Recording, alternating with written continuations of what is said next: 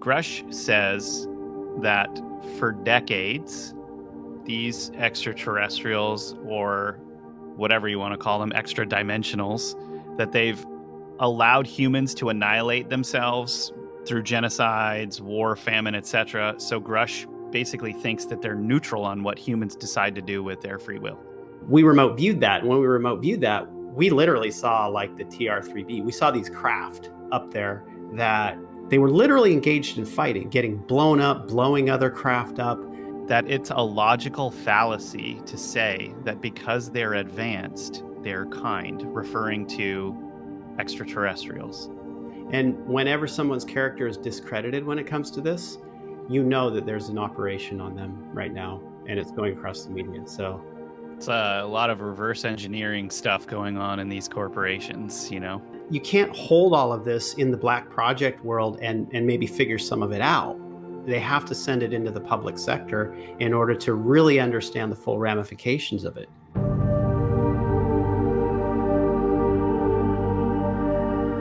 Hi, everyone. Welcome to Metaphysical. Well, we couldn't have a podcast with that name if we didn't talk about one of the most metaphysical topics out there every so often, UFOs. And perfect timing, because everyone's trying to figure out the truth about David Grusch, the Air Force whistleblower who publicly claims that the U.S. government has a highly secretive UFO recovery program and has non-human spacecraft and dead pilots. We started talking about Grusch's claims and background last time, but today, professional remote viewer John Vivanco will be bringing you his remote viewing data on the subject. We'll also talk about why the government and media are responding the way they are, who Grusch is saying the U.S.'s adversaries are, and if these adversaries may come from off-planet, if you can believe that. Well, decide what you think of all of this after you hear what we found. Join John and me, investigative researcher Rob Counts, for a show that's out of this world. And if you are listening to us on a platform, video platform, wherever, podcast platform, whether that's Spotify, Apple Podcasts, YouTube, Rumble, Ganjing World now, or anywhere else, just go ahead and leave us a 5-star rating review. It really helps, and make sure that you subscribe wherever you are. John, how are you? Good. We've got for everyone watching on video right now, we've got a pretty big upgrade to our sets here for all of y'all. And we're going to kind of keep upgrading things over the next few months, hopefully. Hopefully this is smooth, clean, smooth. Awesome subject today. And actually, even between when we discussed this, a little over a week ago and now, there's been a lot breaking with what's going on with Grusch. He is recently kind of being heavily criticized, which furthers our discussion from the first episode on this, that this doesn't seem a part of the plan. Grusch is now being criticized. People are questioning him simply because he had psychiatric detention. We're talking about a U.S. veteran who has PSD or has had PSD in the past, has challenges that a lot of veterans have. This isn't a new thing, but he's sort of being disqualified, I guess you could say, or they're trying to denounce him a bit because of this. What do you think about that, John? Well, a couple different things. Number one, you can tell that there was a kind of a lead up to this type of information coming out because of the photographs. Before they put this information out, they were, with the photographs in mainstream, they were trying to show him as being unstable, right? So this seems like a plan that was in place. Now, the other side of it, every single thing that Grusch has said is stuff that's already been out there. It's been out there. It's stuff that other researchers have already brought up, right? And this is the part that actually drives me crazy when it comes to people focusing on the government to tell them what is and what isn't, right? This is the part that just drives me insane, because if you did your research, heck, you can even have your own alien experience. I mean, literally, you can see the craft yourself. If you do anything like what Stephen Greer's been doing, the CE5 method, where they will telepathically call them in, you will become your own disclosure engine. You don't need the government to tell you what is and what isn't. Heck, learn Well, remote viewing. You can remote view this stuff and or find even out the truth. simply going to the places where there's more activity reported Yeah, or exactly. allegedly. You know, a lot of Right. people just hate on these subjects without really looking into them themselves. They're listening to a talking head like the media every week, and they don't believe anything outside of that or what science is telling them. And I think this is a large problem that collectively as a human race we're dealing with right now. Is how did we get to a place where in the 80s and 90s everyone was very suspectful of and wouldn't listen to these big corporations, and now somehow they're all like they're all just listening and not like, why would a media or a corporation that controls a media tell you the truth, really? You know, Okay. like, I'm not saying they're not either. I'm just simply saying what happened to questioning this stuff, you know? Right. I mean, here's the thing too, is that because they're enacting this character assassination campaign and they started it with the photographs, then they put the information out, there's something that Grush has, and I mean, if you've been in this field for a long time, you know that what he's saying is already true because it's coming out from other areas. So they're very threatened by the information that he's putting out. Bottom line, they're threatened by this information.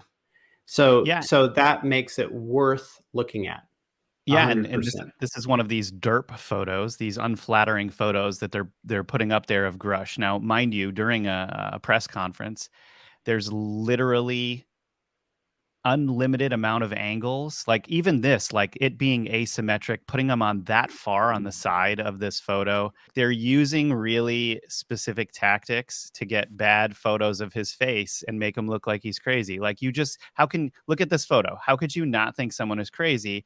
But if Right. you have to go and listen to his interview with the reporters to judge for yourself. You can't just look at what the MSM or whatever you want to call it, the mainstream media is telling you about these things, because we don't know what marching orders they're being given and from who. Yeah, we don't know. So this is the interesting part to me now because they're actually legitimizing him. As far as other UFO researchers are concerned and people who know about this stuff, they're legitimizing him by placing him in this context.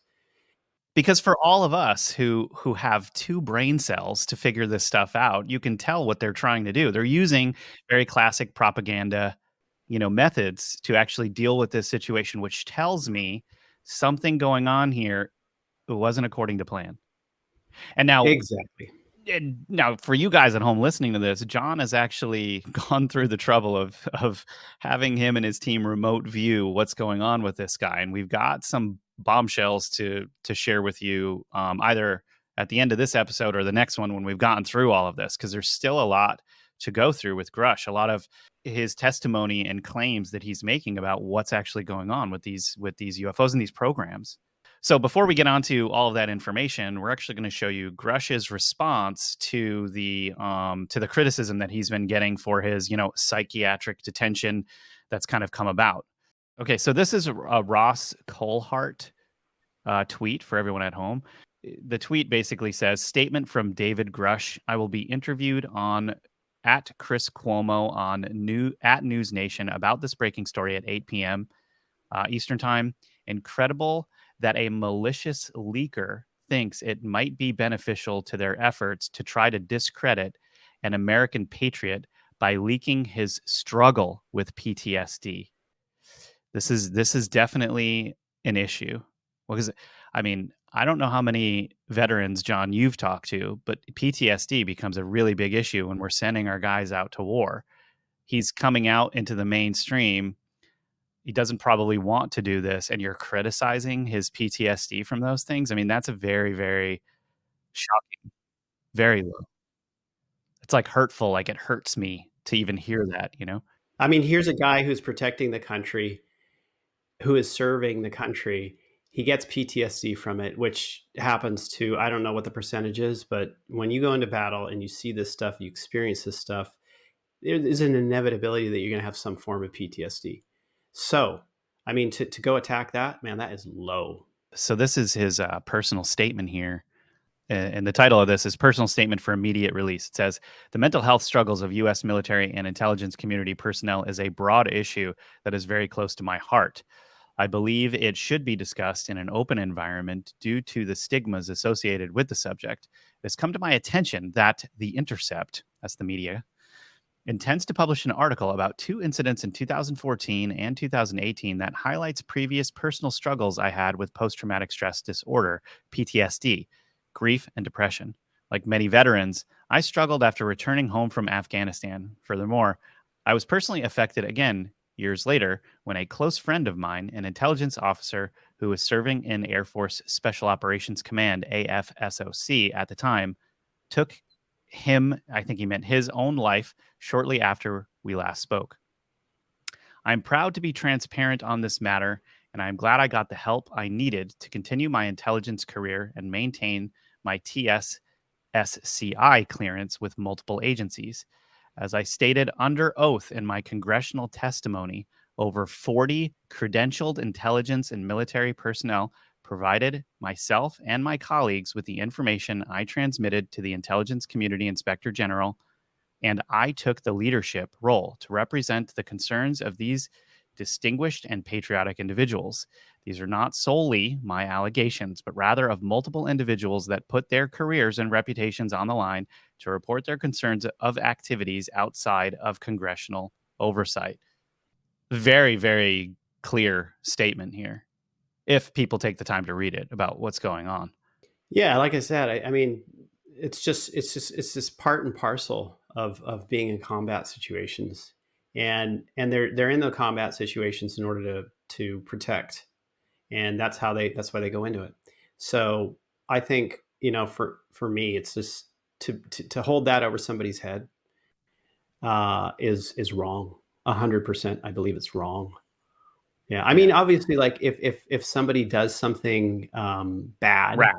with Yeah. their PTSD, rash, bad, there has to be an accountability for that. But that does not mean that person is giving wrong information. Those things are two separate things, ultimately, two separate things. But this is one of the hallmarks of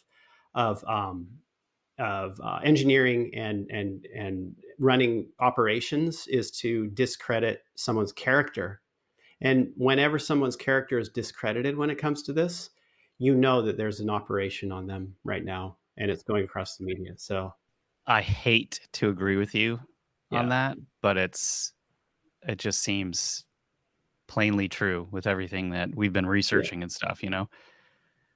Okay, so it is true. I mean, shoot, yeah. when we get to the remote viewing part, you'll see, because Yeah, this is not just remote viewing on his stuff that he's claiming, but it's the stuff that's been going on since the 1930s, 40s. at least, I yeah. mean, and it's all, and a lot of this stuff is documented. So come on. Yeah, I really. know. Do some research outside of what the mainstream tells Well, you. and yeah, we'll get more into that in Yeah. these tangents that we're probably going to take. But so we're going to go through the rest of his testimony.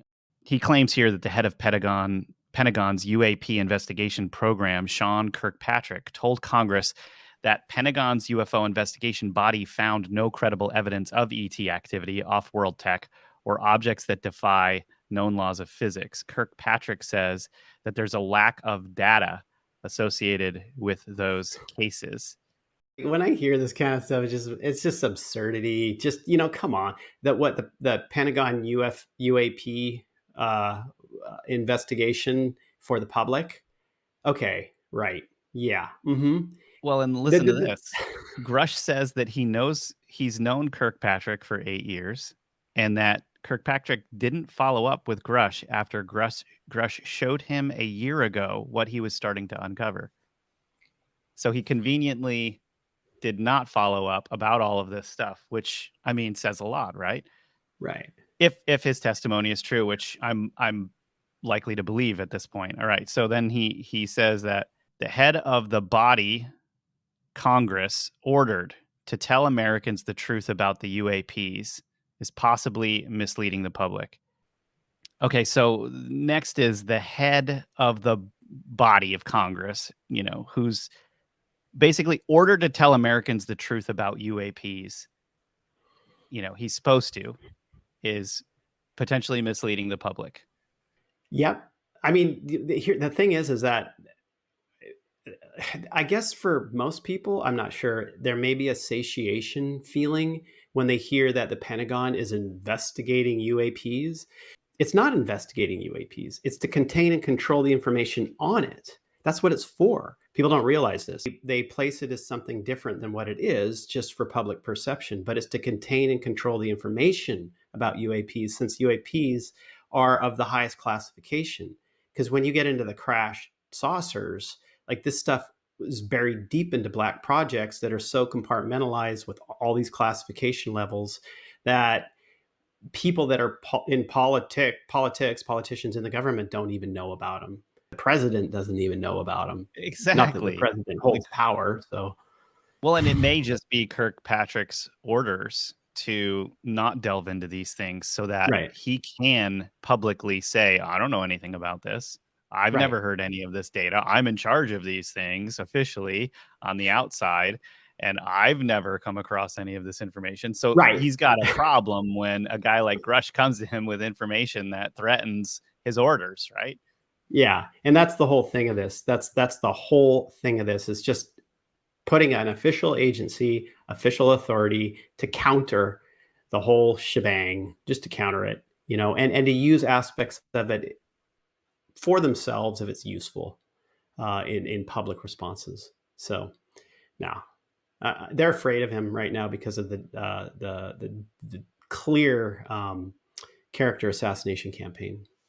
It's interesting that as this conversation is going on, I mean, I'm sensing that he's dropping like neutron bombs here because Yeah, very shortly after that, he basically says that it's a logical fallacy to say that because they're advanced, they're kind, referring to extraterrestrials.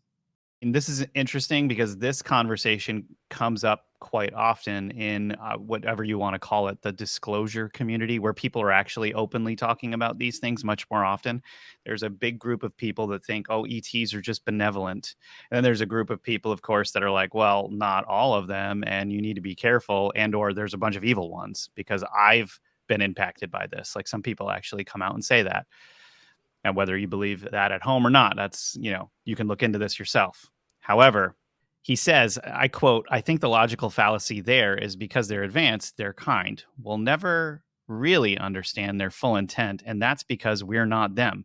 But I think what appears to be malevolent activity has happened.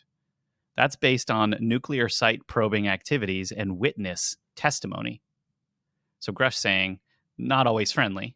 a lot of the people who do CE5 will just randomly open up to whatever, because there is that. It's like something exciting, something fun, something higher dimensional.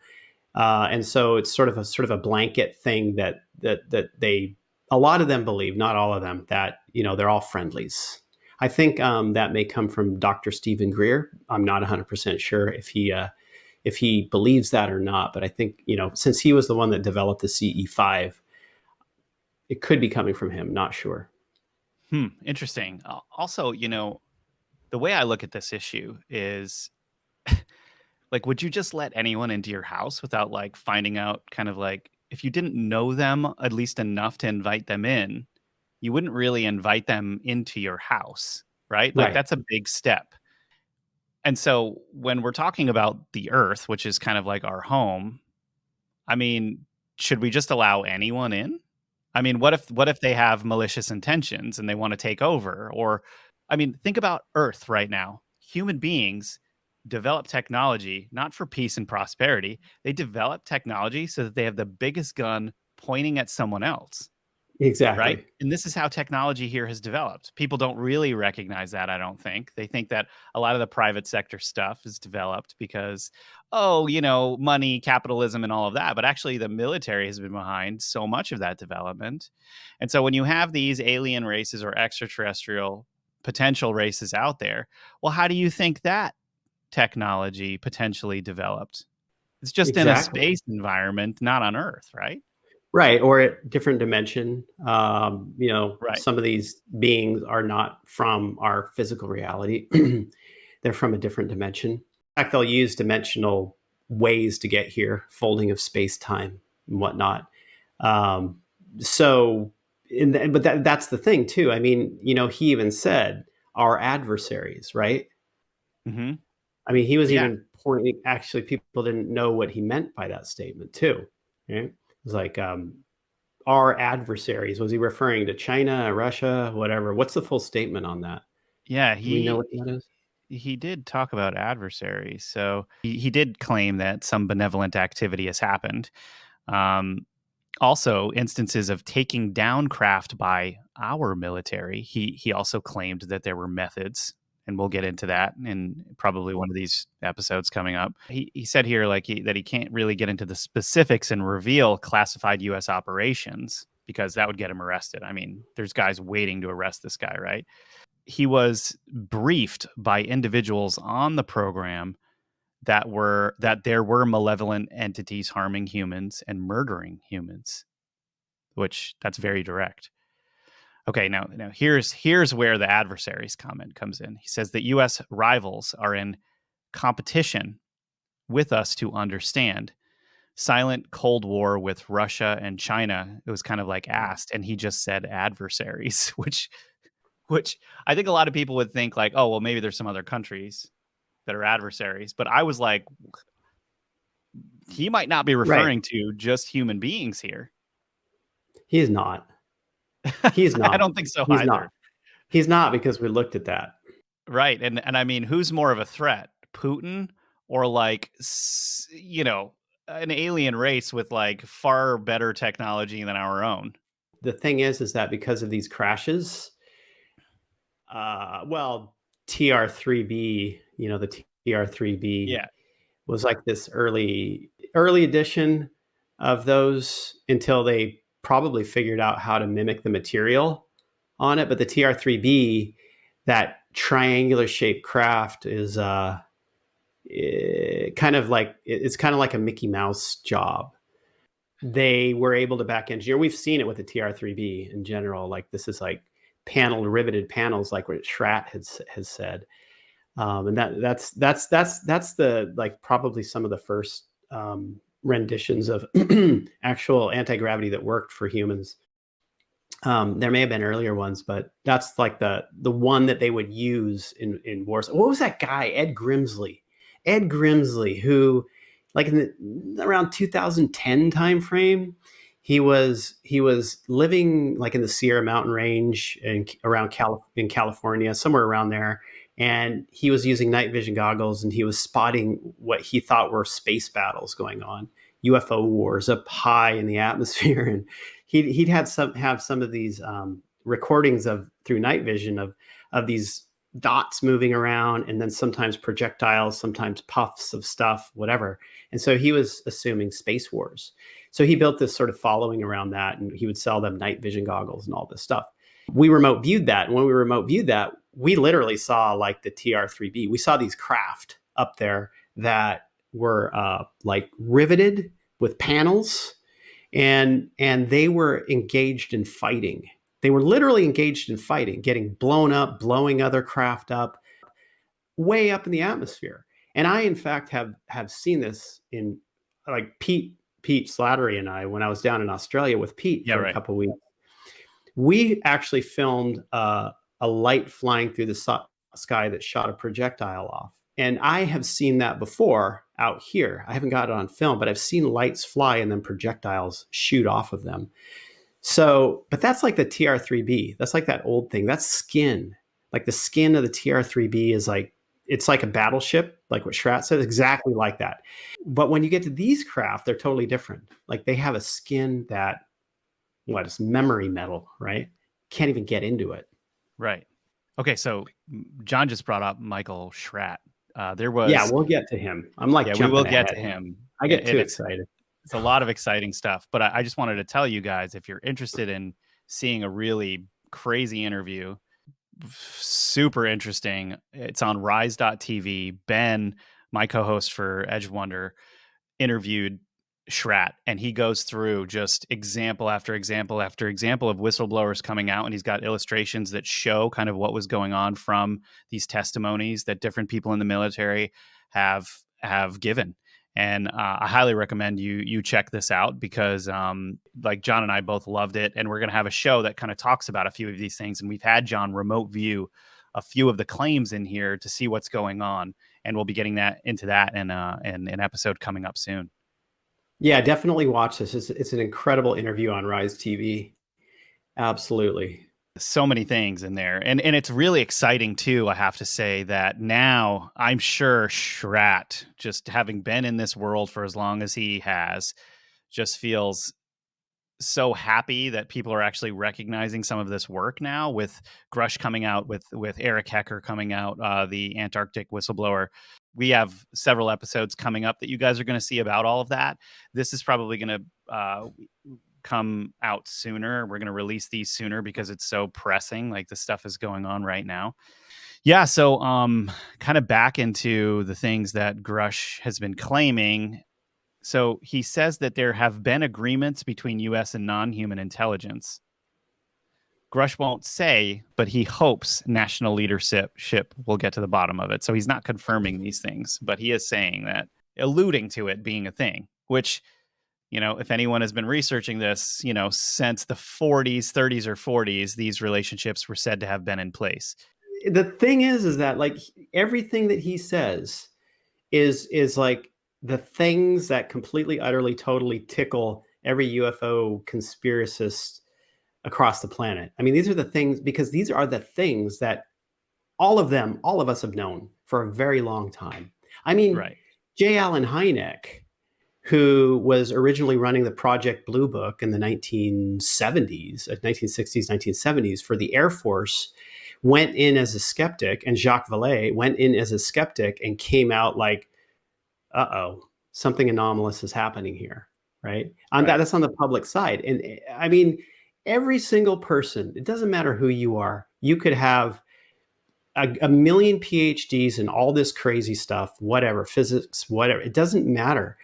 If you research this, talk to people, you will find that the phenomena is true.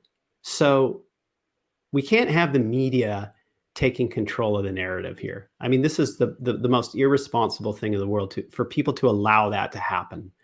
In 1971, everybody knows that between the U.S. and the USSR, that we had the Cold War, right? Apparently, there is a treaty that's used to notify each other when there are craft in the sky that are not one. Like, I mean, think about this for a second. I never really thought about this until Grusch said it. But if there are UFOs flying around all the time, there would have to be a way of communicating between countries that weren't friendly. Hey, Right. This is not our craft. Don't shoot at us. We didn't do it. Because there's apparently so many UAPs out there that they have to communicate with one another when there's aerial phenomena in a certain specific territory that is not, people will probably just be like, oh, this must be the US's because they're the most highly advanced. But actually, no, a lot of times it's not, and they have to communicate, right? Right. Hey, that's our like flying rusted battleship, the TR-3B. Right. Yeah. Don't shoot it down. Yeah. Or, that saucer. Sucks. Yeah. Right. Or that saucer's not ours. We didn't dissect the Glock yet. So yeah, there's this flying saucer in, what is this, China? In China, yeah. That has it basically transports tourists. Basically a helicopter, but it looks like a UFO. I want anti-gravity. Screw that. I want know. propellers. Just don't give me more propellers. Somebody's arm's gonna get cut off, or No. worse. And China, that's gonna happen. Like, how many people's limbs got cut off creating that thing? Right. Who knows? The bombs kept coming, man. He starts talking about false flags, and regarding this, where they're communicating with one another. And he said, false flags could happen this way. UAPs could be considered by other countries to be other countries' weaponry and spark problems. So they want to de-escalate those problems before they happen. Right. Right. The interviewer kind of asks if any crimes have been committed. And Grusch's calculated response here is that at the very least, he saw substantiated evidence that white collar crime was committed. Which I think is funny because it's like, Yeah. it's almost taboo to talk about, but like who are the biggest criminals in the world here? And I'm not talking about one specific country either. I think that a lot of these, people could be in league with one another in ways that we're not aware of, just being kind of like, normal people out here. The interviewer also asked him if people have been killed to protect this secret. And Grusch said, quote, "Based on the people I have talked to, that was an ongoing concern," unquote. He won't repeat what he heard, but it was a strong concern, which tells you everything you need to know. Just keep in mind, and this stuff is like highest classification. Someone starts talking, that's just going to get you killed. Yeah, and for those of you kind of wondering, like the process that Grusch went through before he released all of this information, he took 4 years to vet this information to see if kind of like if he was being used and if it was all true before he even filed a whistleblower complaint. And then he resigned of his own accord after being concerned. He claims that he is not a disgruntled employee, that he resigned on his own accord because he thought altruistically that it's more appropriate to show leadership on the outside, what he claims, which we'll be getting into a little bit more, what's really going on behind the scenes, right? Okay, so the journalist interviewer says, as a journalist, it's hard for governments to keep things secret because most things leak. Why hasn't this leaked? Grusch says, he's been the recipient of a lot of government secrets that have never seen the light of day. But the other side of that is that there are aspects of this that have leaked many, many, many, many times. It's just that mainstream media, since it's folded into government and social engineering, doesn't leak it, doesn't play the game of bringing these people forward because they're not supposed to. That's all there is to it. So they can't really say that. That's an erroneous statement by the press. Well, and how many cover-ups have there been? I mean, come on, right. people. Yeah. Like Roswell, I mean, right. the Grand Canyon, like you've got Egyptian hieroglyphs. You can't even exactly. fly in certain areas of the Grand Canyon. There's a Smithsonian article or like a LA Times article all about this thing. Actually, I mean, there's articles out there about this stuff in the early 1900s. There it is. There's the Roswell Daily Record of, the UFOs. Yeah. I mean, and you had high ranking people like Colonel Philip Corso, who was involved in technology transfer from the crash disks at Roswell into the public sector, whatever they wanted to put out at a certain point. That's his claim. So there are a lot of whistleblowers out there. It's just they choose to ignore them. So he basically was in charge of taking this technology, especially what he claims is the transistor, and feeding that into United States industry so that it can start to be used throughout the public and devices and stuff, among other things too. So, oh yeah, this stuff happens. I mean, you can see it in some of today's new scientific discoveries. One of the things we're going to get into at a certain point. A lot of new scientific discoveries are under the surface feeding of certain industries with this type of information. They don't literally get a piece of the craft. They get under the surface information from a friend that they don't know that friend is in. If somebody's working on something, they don't know that friend is part of this disclosure type project. It just gets fed to them. Hey, what if you did this? Or what if you did that? Oh, that's a new crazy novel idea. Let me try it. Well, that whole idea came from the crash craft, right? So this happens a lot. It's a lot of reverse engineering stuff going on in these corporations, Yeah, because you can't hold all of this in the black project world and maybe figure some of it out. They have to send it into the public sector in order to really understand the full ramifications of it. Well, yeah, it's interesting that you brought that example up. What was his name? Corso? Colonel Philip Corso. Yeah, because like there you have it. Like here's another guy in the military coming out, hoping that this technology can actually benefit the people around us. And Grusch actually said something very similar. He said he wants the NHI tech to be shared so the world can benefit.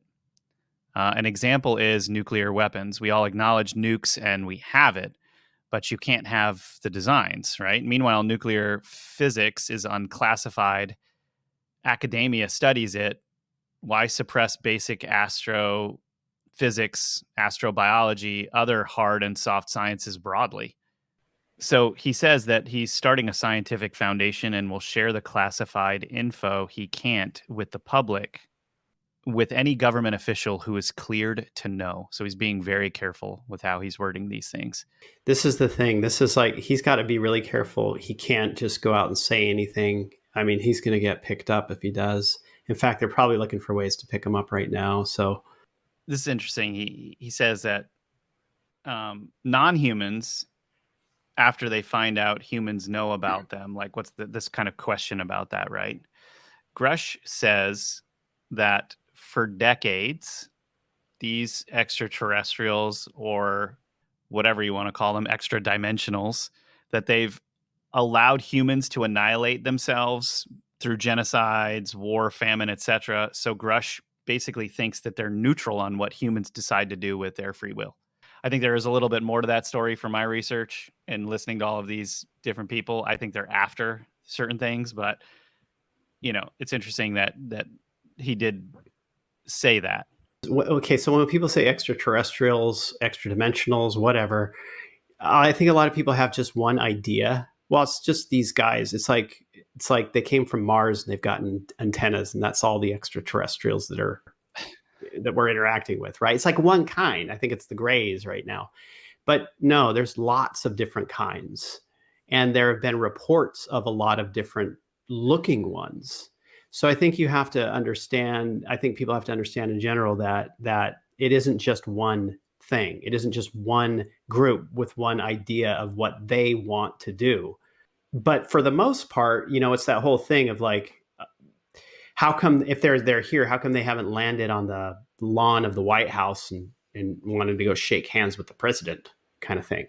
That is like most people's idea of what's supposed to happen with this stuff. Yeah. And that's what the movies tell us, right? Or because Right. those are the risks.